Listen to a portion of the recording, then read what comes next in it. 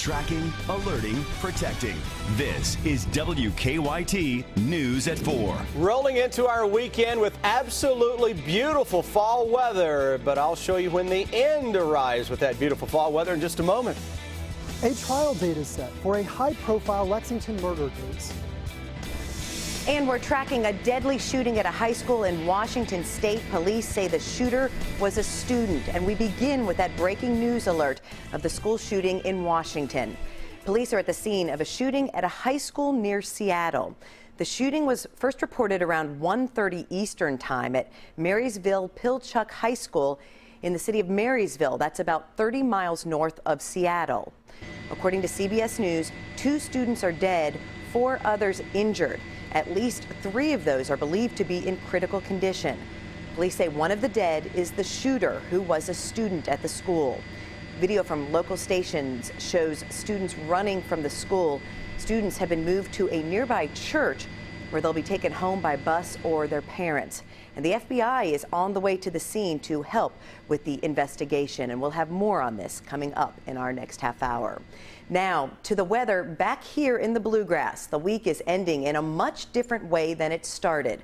WKYT Chief Meteorologist Chris Bailey joins us from the First Alert Weather Center. And Chris, what a nice Friday. Yeah, this is, Jennifer, one of those times where change is a welcome sight out there. A lot of sunshine, temperatures into the 60s, and get ready for that to be the theme of the upcoming weekend. Numbers right now, mainly 60 to 65 throughout central and eastern Kentucky, and look at the amount of sun that is now beginning to show up. Here's Live First Alert Defender that has a clean and a calm sweep. Nothing on it, a little bit of high cloud cover that is out there. Had those clouds early in the day, though the clouds beginning to finally get on out of town this afternoon. A little bit of high-level cloud cover to our west that'll roll across the sky as we go into later tonight, and certainly for our Saturday. Doesn't look like anything to get overly concerned about, though, as that warmer air continues to push on into town. Overall, on your weather headlines, top dog the weekend, and it looks great as of now throughout central and eastern Kentucky. Wouldn't you know it, though, big changes begin to show up as we go into next week, and all indications are that we are in store for a Halloween chiller. 7-day forecast will show you that chill down when I come back in just a matter of minutes. A trial date has now been set for 2 men accused of kidnapping and killing a Lexington man. Mark Taylor is charged with kidnapping and murder. Police say he killed Alex Johnson, then dumped his body in the Kentucky River in December of last year. And Timothy Ballard faces kidnapping and evidence tampering charges. WKYT's Mark Barber has the latest on the case in our top story at 4. The 2 men who are accused of kidnapping Alex Johnson are set to go on trial October 5th, 2015. Mark Taylor's attorney told the judge she needs at least a year to prepare for the trial because Taylor is facing the death penalty. Attorneys believe that the trial will last 4 to 6 weeks. 28-year-old Mark Taylor faced a judge this morning with Timothy Ballard, the man who police say helped Taylor lure Johnson into a car back in December. Investigators tell us Taylor then beat Alex Johnson to death and dumped his body in the Kentucky River. Johnson's body was found about a month later in a blue barrel near a restaurant off of Old Richmond Road. The coroner tells us he had to identify the body by Johnson's left and right thumbprints. According to those who know Taylor, he used to work at a restaurant that was near the search scene. He was found and arrested a few miles from the Mexican border. Taylor is charged with murder and kidnapping. Ballard is also charged with kidnapping and evidence tampering.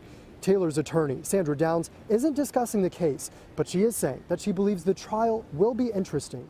Downs says if the case is settled, it could happen at the next status hearing, which is scheduled for January 30th. But she tells me she believes this case will proceed to trial. In Lexington, Mark Barber, WKYT.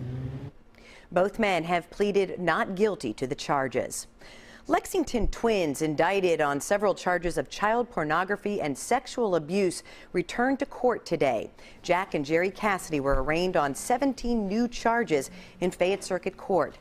Police say the sexual abuse dates back to the 1970s when the Cassidy brothers were Boy Scout troop leaders.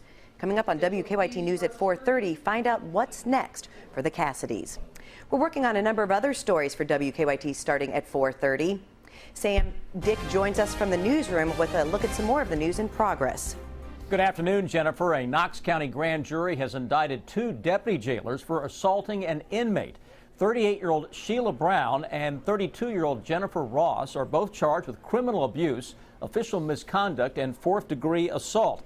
The alleged incident happened earlier this month. The indictment says the deputy jailers hit an inmate while she was physically helpless. We'll have more on their charges coming up on WKYT News at 5 and 6. Police are investigating a string of gas station robberies in Harrison County. On Sunday night, Ken's Fuel Express was robbed at knife point. Police say the robber took all the money except $1 bills.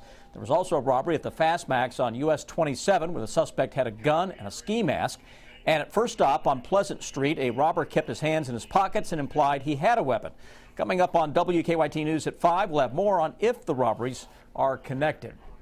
Madison County man who admitted he killed his great-grandmother, found out how long he'll spend in prison today. 22-year-old William Tribble pled guilty earlier this month in the 2008 murder of Joanne Tribble. He said he used a hammer to beat her to death. Coming up on WKYT News at 5, we'll let you know how many years he will be sentenced to and when he will be eligible for parole. And that's a look at some of the news in progress. Jennifer, back to you. Thank you, Sam. Now to stories making headlines across the nation at 4. New York City's first Ebola patient is in stable condition inside one of the state's designated Ebola hospitals. He caught the virus while treating Ebola patients in West Africa earlier this month. Don Champion has the latest from Bellevue Hospital in Manhattan, where New Yorkers are being urged to stay calm.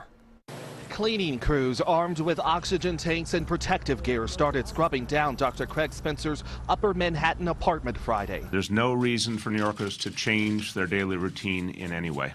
While city officials repeated calls not to panic, a photographer outside Spencer's building covered himself with a hood and ski goggles. Residents are allowed to come and go from the building, but some neighbors don't think that should be allowed. I think the building should be quarantined right now, due to this, scary situation that's at hand. Dr. Spencer returned from treating Ebola patients in West Africa last week. New York Post video showed Spencer being rushed to Bellevue Hospital with a low-grade fever. Health officials say Dr. Spencer has been helping medical detectives retrace his steps. He's also been making phone calls from the isolation unit. His fiancée and 2 friends have been quarantined for 21 days. The doctor had been out and about in the city all week, eating at restaurants, bowling, jogging, and riding on the subway. Health officials cleared the bowling alley to reopen, but the owner wanted to make sure it was sanitized first. Once that's taken care of, we'll open the doors to the public, and we hope the mayor and the governor come down and bowl. Police working the scene near Spencer's apartment were caught on camera disposing their protective gear and caution tape into a street corner trash can. It's not known how close they got to the doctor or his sealed apartment. Don Champion, CBS News, New York. Dr. Spencer had not seen any patients or been to the hospital he works at since his return.